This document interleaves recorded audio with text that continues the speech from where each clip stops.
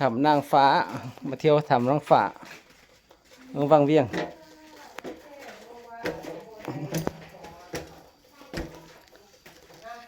ครั้งแรกที่มาเที่ยวทำนางฟ้าโอ้อันนี้ก็สวยไป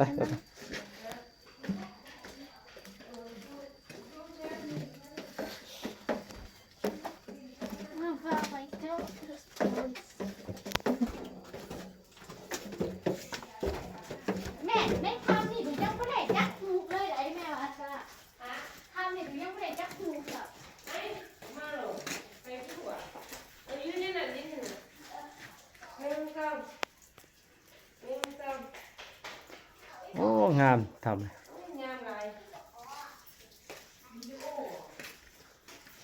อะไรแม่กับพี่นาง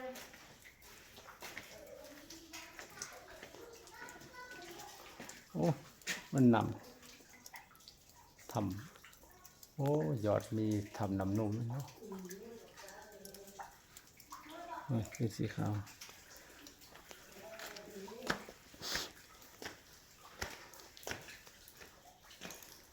โอ้เป็นหนำยอดลงมาแล้วกลายเป็นมะพร้าวเลยนี่สีขาวโอ้งามหลาย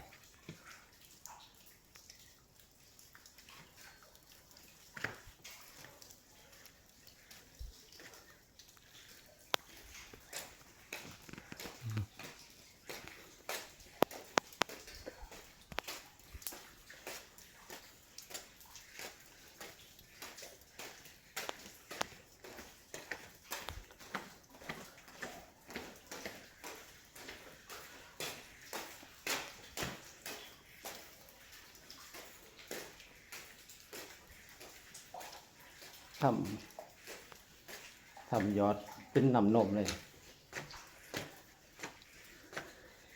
สีขาวคือน้ำนม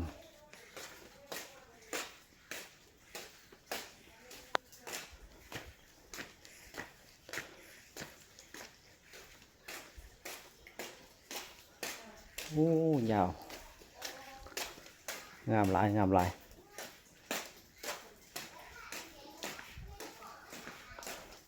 ทำนางฟ้าเมืองวังเวียงแขวงเวียงจันทน์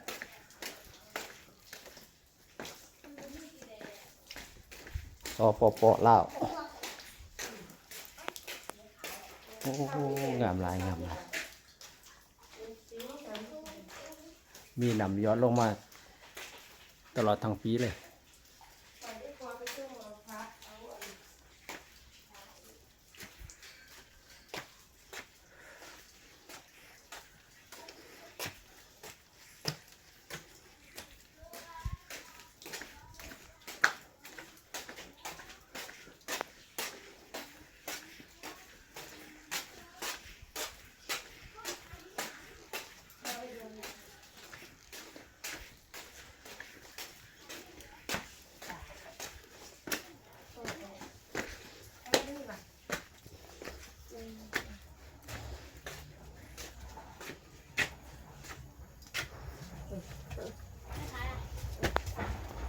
โอ้ยาวขนาด